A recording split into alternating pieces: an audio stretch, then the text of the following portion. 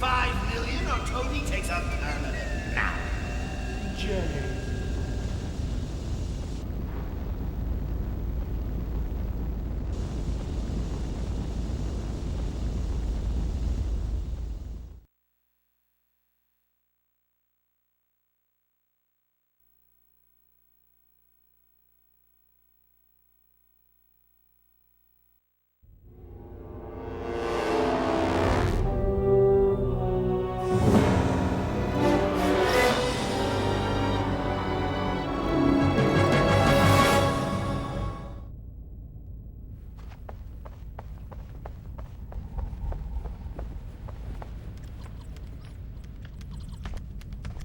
Run a profile on this woman. Her name's Mary Flynn. Sure. Is she in some kind of trouble? It's the Joker. And maybe more. Something about this woman doesn't add up. I'm gonna work on the obstacle course. Run Alfred's training program for me. Sure thing.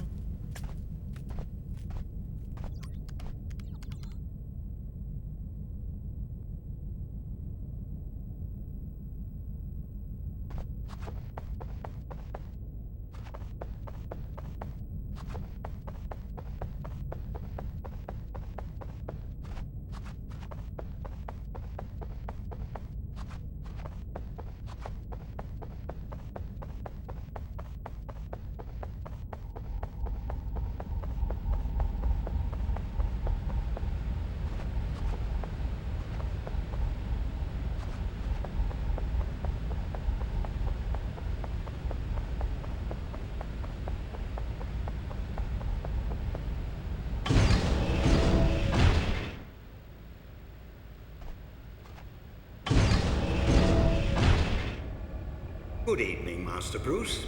I hope you're managing to scrape by despite my absence. I took the liberty of recording one of our training sessions. Trust you will find it useful. We'll begin with a bit of bat grapple training.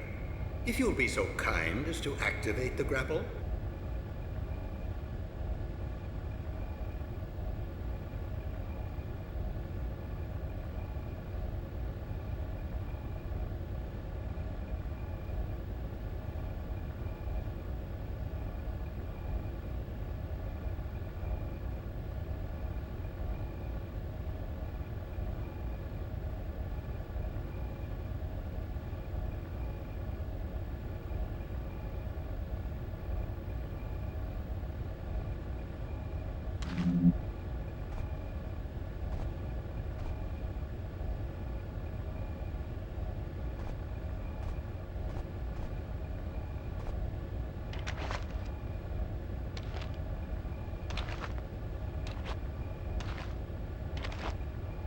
Very good, sir.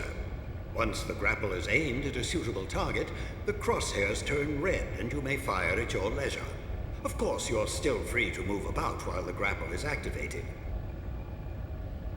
When the cord has entirely retracted, the grapple will automatically release.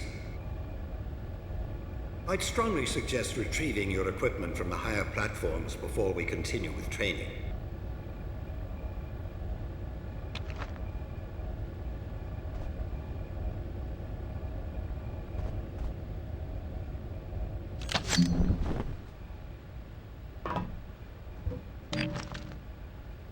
You've uncovered some back cuffs. Well done. A little restraint can go a long way. You can avoid a fight altogether by sneaking up behind an adversary with a pair of cuffs. Also, by leaving him cuffed once you've knocked a criminal down, you can be sure he won't come back to pester you.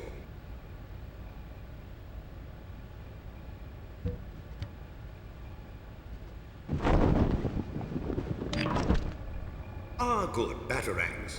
Of course, you know how useful they are. Much better for disarming an enemy than knocking him out. Of course, with a little diligence and a handful of batarangs, you probably could render a grown man unconscious, but it is a bit wasteful. Very good, sir.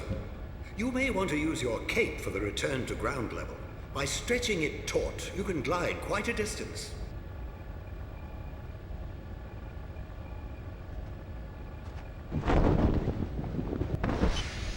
Good show, Master Bruce. We'll move right along now to the use of the Batarang. To strike with enough precision to knock a weapon from a man's hand, you'll need to take careful aim. With a little practice, you can strafe around your target without losing your aim. Once you have your target in your sights, the crosshairs turn red. You can practice your aim on these posts. Aim for the bullseyes.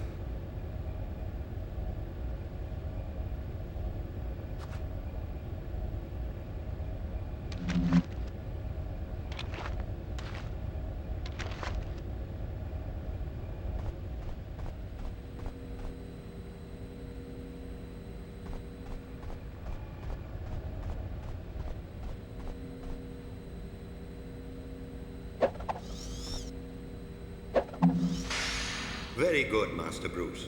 Perhaps now we should brush up on your fisticuffs, as it's so often the only common language between criminals and justice. Of course, you have a wide variety of the martial arts at your disposal. Perhaps you could practice a few attacks on the training post. You may find some of your opponents a smidgen more clever than a metal post. A healthy defense will make sure you're still standing after your opponent has been defeated.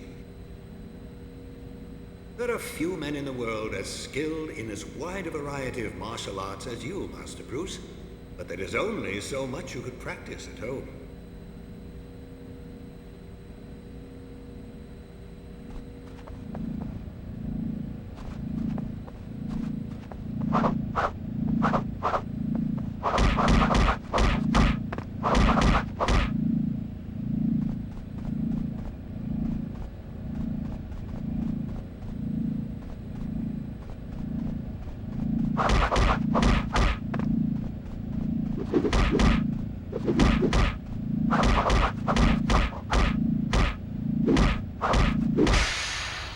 Nicely done, Master Bruce.